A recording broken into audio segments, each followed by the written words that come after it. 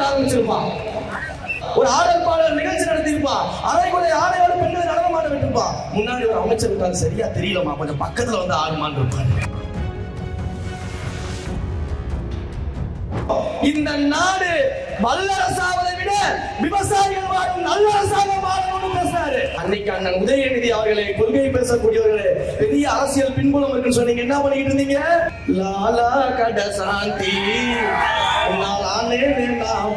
அப்படின்னு நடனம் ஆடிட்டு இருந்தாரு. பார்த்தா எனக்கு என்னடா அழகு இல்லையா, அறிவு இல்லையா, திறமை இல்லையா, எதுவுமே தான் இல்ல. இகழ்வாரை தாங்கும் நிலம்போடு தன்னை இகழ்வாரை பொறுத்த தலை கற்க கசடர்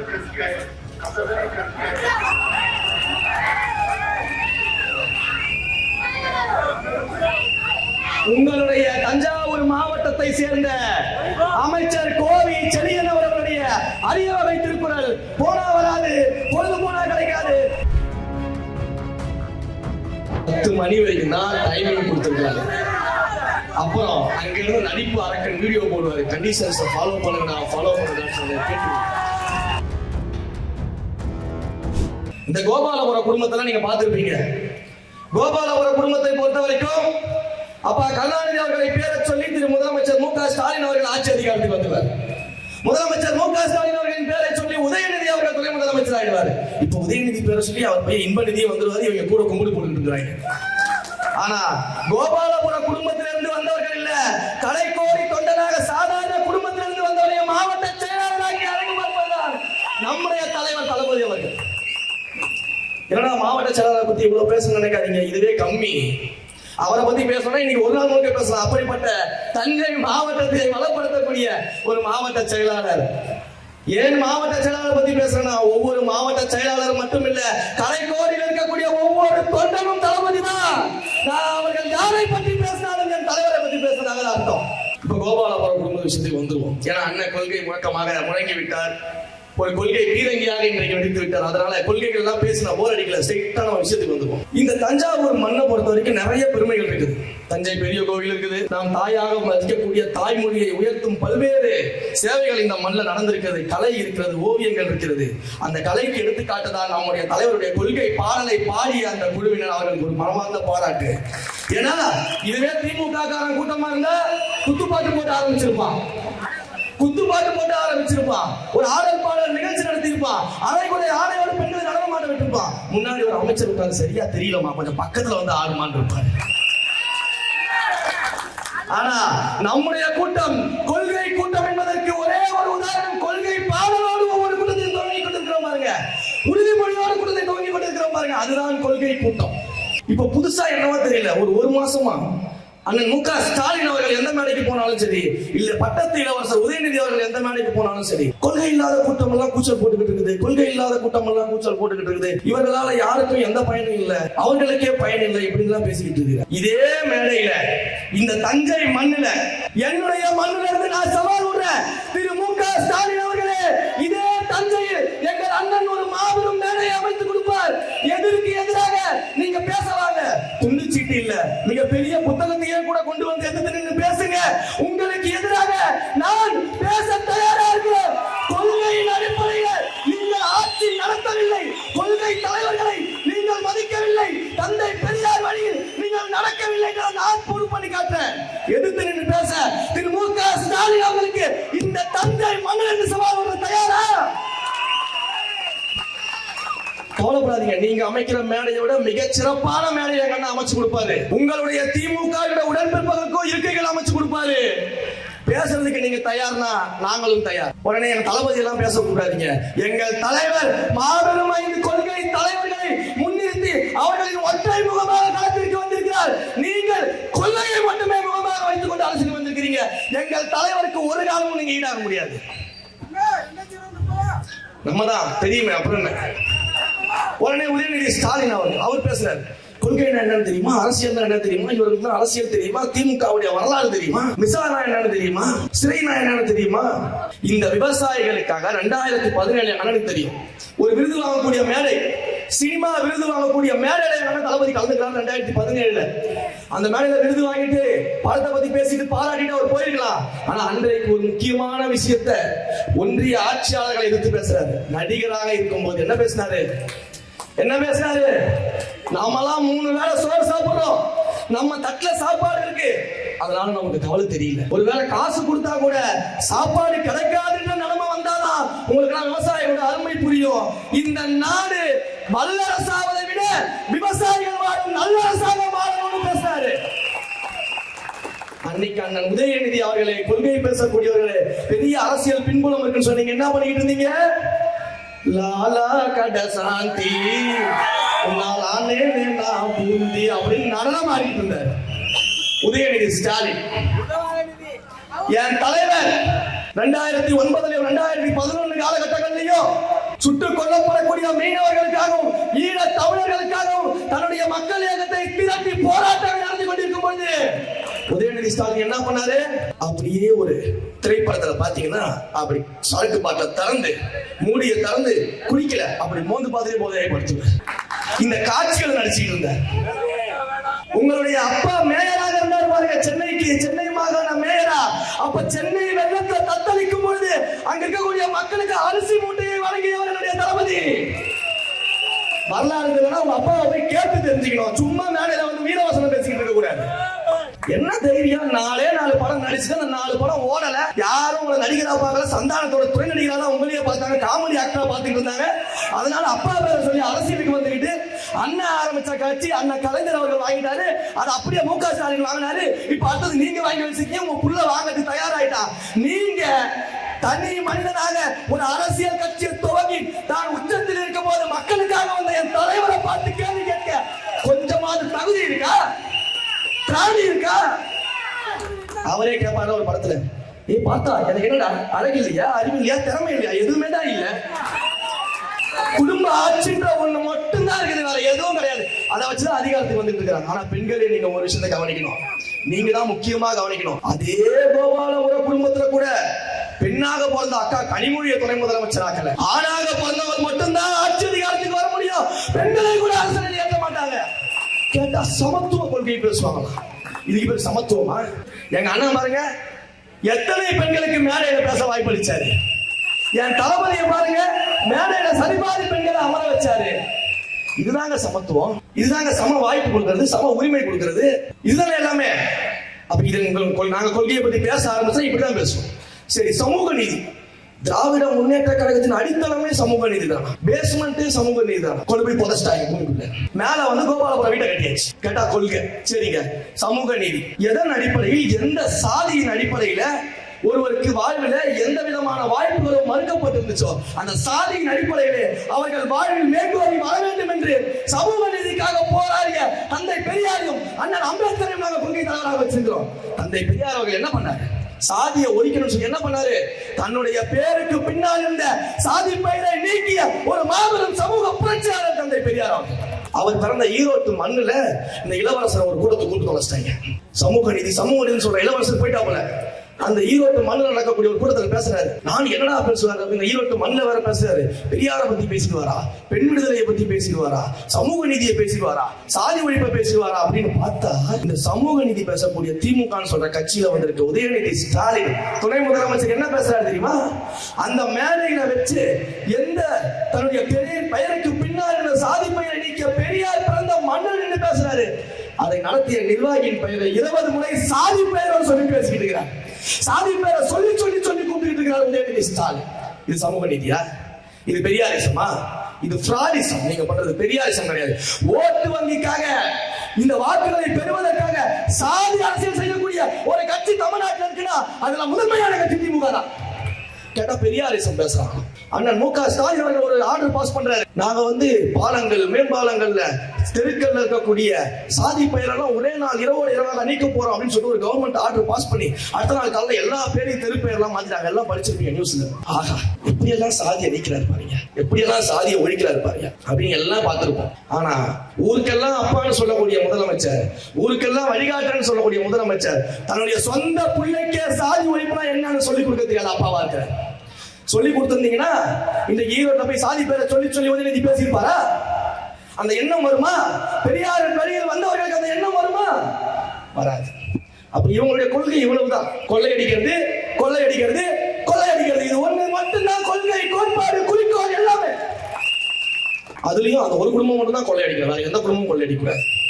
கோபாலபுரத்தில் இருக்கக்கூடிய ஒரே குடும்பம் கொள்ளையடிக்கணும். தமிழ்நாட்டே தான் பேர் எழுதி வாங்கியிருக்கோம். இந்த இவ்வளவு பெண்கள் இருக்கிறீங்களே, தெருவில் நடமாடுறீங்க, உங்க வீட்டுக்குள்ள இருக்க பெண் குழந்தைகள், மாணவிகள் வேலைக்கு போயிட்டு வராங்க. ஒரு நாள் காலையில போய் சாயங்காலம் வீடு திரும்ப வரைக்கும் பயப்படாம ஒரு பெண்மணி இந்த ஊர்ல இருந்திருக்கீங்களா? இந்த தமிழ்நாட்டில் இருக்கிறாங்களா? வயிற்றுல நெருப்பு கட்டிக்கிட்டு இருக்காங்க, நெருப்பு கட்டிக்கிட்டு இருக்கீங்களா இல்லையா? இதுக்கு பேர் சட்ட ஒழுங்கா? இதுக்கு பேர் சென்னையில ஒரு விஷயம் நடந்தது. பீகாரை சேர்ந்த ஒரு குடும்பங்க, இப்ப சொல்லும் போதே கண்ணெல்லாம் கலக்குதுங்க. பீகாரை சேர்ந்த ஒரு குடும்பம், ஒரு இளைஞர் என்ன பண்றாரு, வேலை வாய்ப்பு தேடி ஊருக்கு வந்துடுறாரு, சென்னைக்கு வந்துடுறாரு. அங்க ஒரு கல்லூரியில வேலைக்கு சென்றார். அவருடைய குடும்பம் வந்துருது, அவர் ஒரு குழந்தை இருக்குது, மனைவி குழந்தையோட வந்துடுறாரு. அவர் வேலையில ஈடுபட்டிருக்கக்கூடிய பணிகள் இருக்கும் போது அங்க தனியாக இருந்த அவருடைய மனைவி கிட்ட சில காட்டு மிராண்டிகள் அந்த பெண்ணை பாலியல் வன்கொடுமை செய்து அந்த கதறல் சத்தம் கேட்கும் போது அந்த புருஷன் ஓடோடி வந்து பார்க்கறான். தடுக்கிறதுக்கு வரான் சென்னையில. தடுக்கும் போது அவனை போட்டு மிருகத்தனமா அடிச்சு அந்த பெண்ணை கொலை செய்து, அந்த பெண் எங்க இருக்காங்கன்னு தெரியாத போது எங்கேயோ ஒரு மூலையில குப்பை கொட்டக்கூடிய இடத்துல புதைச்சு வச்சிருந்தாங்க. அந்த பெண்ணை புதைச்சு வச்சிருந்தாங்க. அந்த கணவன் தேடி கண்டுபிடிக்கணும்னு சொல்லி போறாரு, தேடி கண்டுபிடிக்கணும்னு சொல்லி போறாரு. அங்கதான் அதிர்ச்சியே இருக்கு. அந்த பெண்ணை மட்டும் இல்லம்மா, அவங்களுடைய அழகான 2 வயசு குழந்தையை சேர்த்து கொண்டு புதைச்சாங்க. அப்ப சமூக விரோதிகளுக்கு தமிழ்நாட்டுல இவ்வளவு தைரியம் இருக்குன்னா அதுக்கு ஒரு காரணம் என்ன தெரியுமா? இந்த கையாளாத முதலமைச்சர் இருக்கிறதுனாலதான். கோபம் வருமா வராதா? 2 வயசு குழந்தைங்க, 2 வயசு குழந்தை. இதுக்கெல்லாம் என்ன காரணம்? அவ்வளவு மதுபானம் விற்கிறாங்க. ஆட்சிக்கு வர்றதுக்கு முன்னாடி மதுபானத்தை ஒழிச்சிருவோம். 2016 தேர்தல் அறிக்கை இன்றைக்கு இணையதளத்தில் எடுத்து பாருங்க. திமுக முதல் கையெழுத்து பூரண முதலுக்கு அறிவிச்சாங்க. கொரோனா காலகட்டத்தில் வீட்டு வாசல கருப்பு கொடியை ஏங்க நின்று டாஸ்மாக் எதுக்குன்னு கேட்டாங்க. ஆட்சிக்கு வந்ததுக்கு அப்புறம் ஏங்க ஒயின் ஷாப் மூடலன்னு கேட்டா, நான் போன வாரம் சொன்னேன், இந்த வாரம் சொன்னா வடிவேல் மாதிரி பேசிட்டு இருக்காரு. அங்க இருக்கக்கூடிய ஆட்சியா? இன்னைக்கு ஒயின் ஷாப்புடைய வருமானம் எவ்வளவு தெரியுமா? 60,000 கோடி நெருங்கிட்டு இருக்கு ஒயின் ஷாப்புடைய வருமானம்.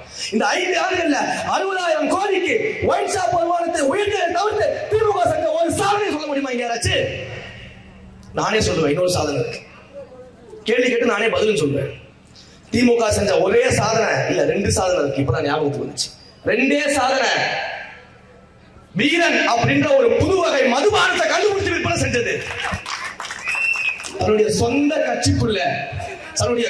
கட்சிக்குள்ள தேசிய அளவுல கஞ்சாவை விற்பனை செய்யக்கூடிய கஞ்சா வியாபாரி காவல் சாதிக்க வச்சிருந்தது. இது 2 தவிர்த்து திமுக செஞ்ச சாதனை என்ன தமிழ்நாட்டுல? என்ன கதி பேசிட்டு இருக்க நினைக்காதீங்க, அவ்வளவு கோபம் வருது. ஒரு முதலமைச்சருக்கு சொந்த கட்சியில் இருக்கக்கூடிய காவல்துறை கையில் வச்சிருக்கக்கூடிய முதலமைச்சருக்கு சொந்த கட்சியில் இருக்கக்கூடிய கஞ்சா வியாபாரியை கண்டுபிடிக்க முடியும்னா எதுக்கு நீங்க முதலமைச்சரா இருக்கணும்? எதுக்கு ஆட்சி அதிகாரத்தில் இருக்கணும்? ஆனா வீடியோ மட்டும் போடுறது.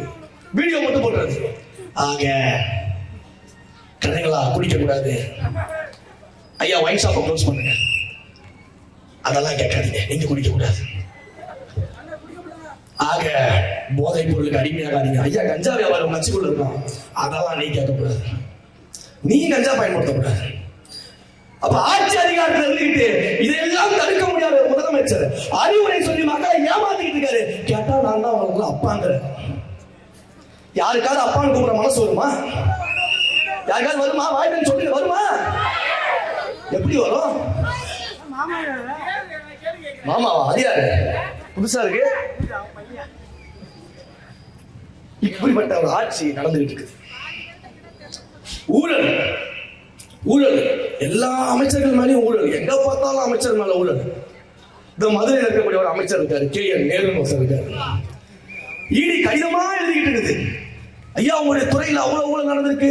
பாவங்க எங்க இளைஞர்கள்லாம், படிச்ச இளைஞர்கள்லாம் வேலை வாய்ப்பு கிடைக்காம ஒவ்வொருத்தரும் அரசு வேலை வாய்ப்புக்காக அத்தனை வருஷம் படிச்சு கஷ்டப்பட்டு தேர்வு எழுதி வந்தா அவங்க காசு கேட்கறது, வேலைக்கு காசு கேட்கறது ஒரு பக்கம் இருக்கும். கர்மம் 9,000 பேருக்கு வைக்கக்கூடிய எக்ஸாம கூட உறுப்பினர் ஆட்சி நடந்துட்டு அவன் எத்தனை வருஷத்துக்காக உழைச்சிருப்பான். இப்படி ஒரு ஆட்சி, அதுல ஊழல் செஞ்ச ஒரு அமைச்சருக்கு ஈடியில இருந்து கடிதமாக போய்கிட்டு இருக்குது. சரி, என்னடா பதில் சொல்லுவார் இவரு? கடிதமாக போய்கிட்டு இருக்குது, அமைதியாவே இருக்காரு அப்படின்னு பார்த்தா தப்புன்னு ஒரு செய்தி வருது. இவர் இவ்வளவு பணத்தை சம்பாதிச்சு என்ன பண்ண போறாரு? இப்படி மக்களை சுரண்டி வைக்கலாம் என்ன பண்ண போறாங்க அப்படின்னு பார்த்தா இவர் எப்படி என்ன பண்றாருன்னு பார்த்தா டக்குனு ஒரு செய்தி வருது. இவர் அன்னதானம் பண்றதுக்கு திருப்பதி உண்டியில 40 லட்சம் ரூபாய் போறாரு. தமிழ்நாட்டுல இவர் எம்எல்ஏவா செலக்ட் ஆவாரா? தமிழ்நாட்டு மக்களுடைய ஓட்டு வேணுமா? தமிழ்நாட்டு மக்களுடைய வாக்களிச்சு அதனால இவர் அமைச்சர் ஆவாரா? தமிழ்நாட்டு மக்களை சுரண்டி ஊழல் பண்ணுவாரா? தமிழ்நாட்டு மக்களுடைய குடும்பத்தை எல்லாம் கெடுத்துருவாரா? இவர் குடும்பம் நல்லா வாழணும்னு திருப்பதி உண்டியல கொண்டு போய் 40 லட்சத்தை போடுவார்.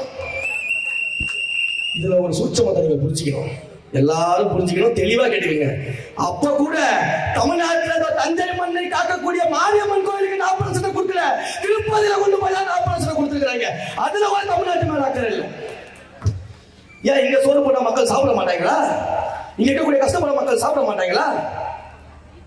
இதை கேள்வி கேட்டா நம்ம கிட்ட பாஞ்சிட்டு வந்துருவாங்க வழக்கு போடுறது. இந்த இவரை இளைஞர்கள் தம்பிமார்கள் எல்லாம் நிக்கிறாங்க. என்ன தம்பி, இங்க எத்தனை பேருக்கு நடந்த வேலை இருக்கு? எத்தனை பேருக்கு நடந்த வேலை இருக்கு? எத்தனை பேருக்கு அரசாங்க வேலை இருக்கு? இதே அரசாங்கம் 2021 தேர்தலில் ஆட்சிக்கு வரும்போது வாக்குறுதி கொடுத்தாங்க. என்ன கொடுத்தாங்க? 5 லட்சம் அரசு வேலை வாய்ப்பு வழங்குவோம், 50 லட்சம் பேருக்கு தனியார் துறையில வேலை வாய்ப்பு வழங்குவோம், 55 லட்சம் வேலை வாய்ப்பு உருவாக்குவோம். இன்றைக்கும் அந்த மேனிபெஸ்டோல இருக்குது. எத்தனை லட்சம் வேலை வாய்ப்பு உருவாக்குனீங்க அமைச்சரே? எவ்வளவு முதலீடு கொண்டு வந்தீங்க அமைச்சர் கேட்டா வெள்ளை பேப்பர் காட்டுறாரு. இதான் வெள்ளை அறிக்கை, இதான் நான் கொண்டு வந்த முதலீடுங்கிறார் ஒரு அமைச்சர், தொழில்துறை அமைச்சர். இவங்க எல்லாம் ஒரு அரசியல்வாதி, இவங்க எல்லாம் ஒரு கொள்கை கூட்டம். இந்த கூட்டத்துக்கு கூட நாங்களாம் சண்டை போட்டுக்கிட்டு இருக்கோம். அதை நீங்களும் கேட்டுக்கிட்டு இருக்கீங்க. இனிமேல்லாம் கேட்டுட்டு இருக்க முடியாது மக்களே. 2026 தேர்தல்ல காது கொடுத்து கேட்டது வேடிக்கை பார்த்ததெல்லாம் போதும். காது மேலேயே விசில் அடிச்சா வீட்டுக்கு அனுப்பதான் நம்முடைய வேலை. ஒன்னா ரெண்டா எவ்வளவுனா பேசுறது? பேசினா நைட்டு முழுக்க பேசிக்கிட்டு இருப்பேன். அவ்வளவு பண்ணி வச்சிருக்காங்க.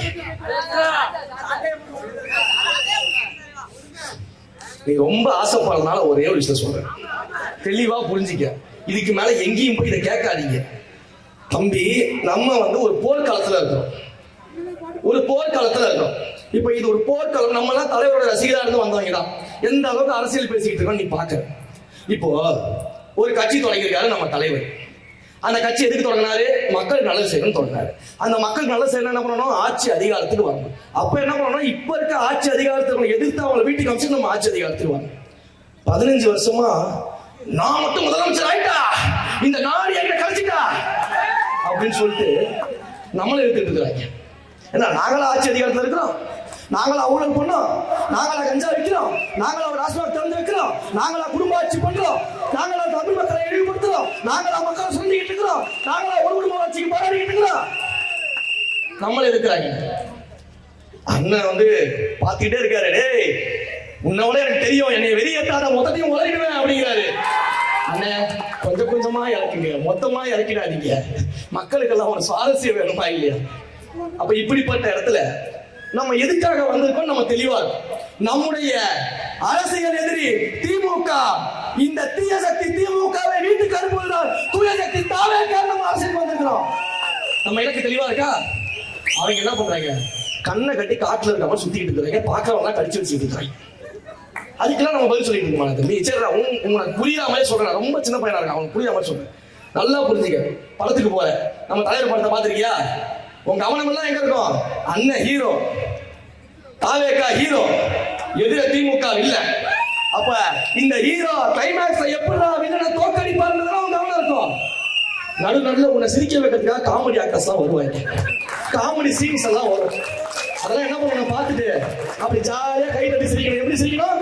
ஜாலியா கை தட்டி சிரிச்சுட்டு கிளைமேக்ஸ் மேல மட்டும்தான் உங்க கவனம் இருக்கணும். இந்த காமெடி ஆக்டர் மேல உங்க கவனம் இருக்கணும். இப்படிப்பட்ட இடத்துல நடந்துகிட்டு இருக்கு விவசாயம். இந்த மண்ணுல விவசாயத்தை பத்தி பேசணும்னா இன்னைக்கு விவசாயிகள் பாவங்க கஷ்டப்பட்டு விதைச்சு அறுவடை செஞ்சு அந்த நெல்மணியை கொண்டு போய் கொள்முதல் நிலையத்தை கொடுத்தா வாங்க மாட்டேங்கிறான். கேட்டா ஸ்டோரேஜ் இல்லைங்கிறான், வெளியில வைக்கிறான். நம்முடைய தலைவர் சுற்றுப்பயணம் வந்தபோது அவ்வளவு நெல்மணிகள் வீணாகிறது என்று அவ்வளவு விவசாயிகள் போராடி கொண்டிருந்ததை அவர் அரெஸ்ட் பண்ணார். பரந்தூர்ல ஏர்போர்ட்டை கொண்டு வந்தே தீரணும்னு சொல்லிட்டு ஒட்டுமொத்த விவசாய இடங்களை அழிச்சிட்டு அங்க ஏர்போர்ட்டை கொண்டு வரணும்னு துடிச்சிட்டு இருக்கான். அவனோட சுயநலத்திற்காக இப்படிப்பட்ட விவசாயிகளை வஞ்சிக்கக்கூடிய ஒரு ஆட்சி நடந்துட்டு இருக்கு. அந்த ஆட்சிக்கு அமைச்சர்கள் வேற, வேளாண் துறை அமைச்சர் ஒருத்தர் தான் பக்கத்துல தான் இருக்காங்க. இப்படிப்பட்ட சூழல் தான் ஒரு ஆட்சி நடந்துட்டு இருக்கு. அமைச்சர் தான் இங்க ஒரு அமைச்சர் இருக்காரு, தஞ்சாவூரை சேர்ந்தவர். அவரு அவர் இந்த தஞ்சை மண்ணுக்கு ஒரு பெரிய எங்க அண்ணன் பிறந்த மண்ணு கரந்தை.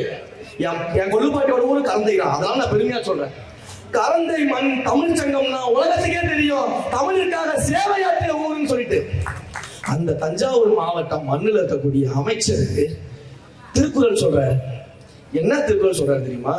அங்க பாப்பா உட்கார்ந்து பாருங்க. அந்த பாப்பா கிட்ட சொன்னா கூட 10 திருக்குறள் அழகா சொல்லி முடிச்சிடும். அழகா ஒரு துளி தப்பு இல்லாம சொல்லி முடிக்கும். அந்த அமைச்சர் சொன்ன திருக்குறளை மட்டும் உங்களுக்கு போட்டு காட்டுறேன்.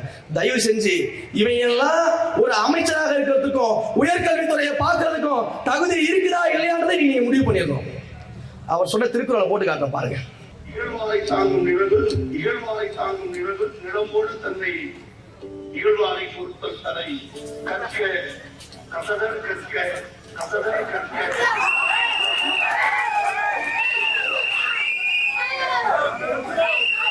உங்களுடைய தஞ்சாவூர் மாவட்டத்தை சேர்ந்த அமைச்சர் கோவி செழியன் அவர்களுடைய அரிய வகை திருக்குறள் போனா வராது, பொழுது போனா கிடைக்காது. எல்லாரும் கேட்கறதுனால ஒன்ஸ் மோர் போடுற, திரும்ப கேட்டு தெரிஞ்சுக்க.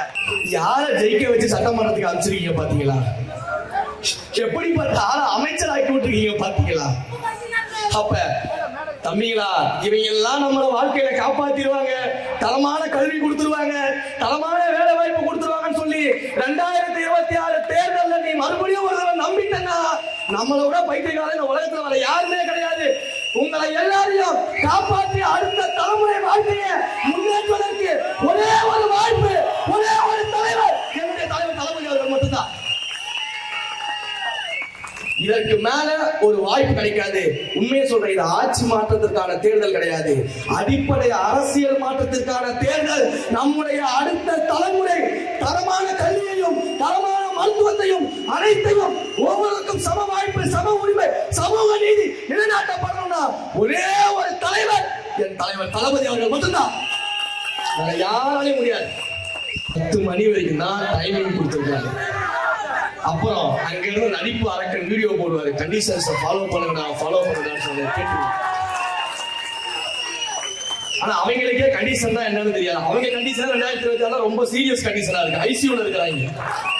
அதனால நீ ஒவ்வொருத்தரை பத்தியா கேட்டுக்கிட்டு இருப்பேன், நானும் பேசிக்கிட்டு இருப்பேன். வழக்கு என்னவோ என் மேலேயும் அண்ணன் மேலேயும் தான் போடுவாங்க. ஐயா முத்துப்பாண்டி ஐயா உங்க மேலேயும் போடுவாங்க. அப்புறம் 3 பேரும் சேர்ந்து மாரியம்மன் கோயில தான் முறையிடுவேன், என்னை காப்பாத்து தாயே அப்படின்னு. அதனால சிரிச்சது போதும், சீரியஸாக சிந்திங்க. சிரிப்பதற்கு மட்டும் இல்ல, சிந்திப்பதற்காகவும் சொல்றேன். இந்த தஞ்சாவூர் சட்டமன்ற தொகுதியில தளபதி யாரை வேட்பாளராக நிறுத்துகிறாரோ, யார வேட்பாளராக நிறுத்துறாங்க தெரியுமா? யார வேட்பாளராக நிறுத்துகிறாரோ எனக்கு தெரிஞ்சாலும் நான் பேரை சொல்ல மாட்டேன். அவர் யாராவது இருக்கலாம், உங்கள் அன்பிற்குரியவராக இருக்கலாம், உங்களோடு இத்தனை ஆண்டு காலம் பயனடைந்தவராக இருக்கலாம், இந்த மண்ணுக்கே சோறு போட்டவராக